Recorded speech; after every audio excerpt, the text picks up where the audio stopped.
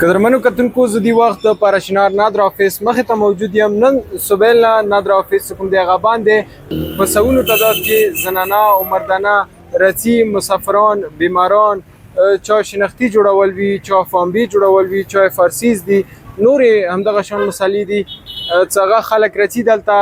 ګرمه ډیره زیاته دی وریا نه خلک رڅي په سوونو تعداد کې راغلل دلته انتظار وکړو باندې دروازې ته کېناستل واپس خپل کورونو ته لاړل. نو موږ کله نادره حکومت نه پښتنه وکړه تاسو نادره ویلي باندې کړی دی غوې لڅ پرون د ټیکنیکل ټیم باندې سنټرل کوروم کې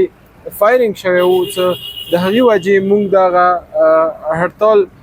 مظاهره کړې دی د مو نادره ته نن راغلي وخت دا ټول خلک ویلور دي ټوله په تکلیف دي زه خپله راغلی یم سوبیل نه وخت دا زنانه مردانه ټوله ویلور په لوور کوروم کې څخه د څه وشي دالتې نادره بان نوره بان دیارې بان هغوی تکلیف کې دي موی تکلیف کې ایښي دي دوه کوله کېږي د کومه لیاره څه باندې دا هم د بدامنۍ واجب باندې خاص کومه بدامني د سنټرل کوروم کې کېږي حکومت ته پکار دی چې دوی خلکو ته تحفظ ورکړي نادره ولا شو یا د نورو ادارو ولا شو دلته خلک په تکلیف کې که ته وکسې دلته ډېر په سلګونو خلک راغلي دي نادره ته او دا به ټوله اوس واپس شي خپلو کورو ته نو په کار دا دی چې د سنټرل کوروم کې کومه بدامني شروع دی د دغه حکومت د دې غور وکړي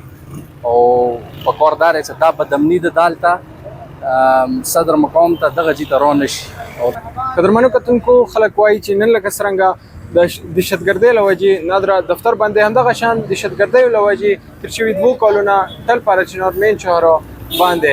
خلک غوښتنه کوي چې ټل پاراشنار مین چهره دې خلاصه کړی شي او دغه شان دهشتګردۍ بند کولو انتظامات یې وکړی شي. د شال نیوز لپاره مصطفی خان پاراشنار ضلع کوروم.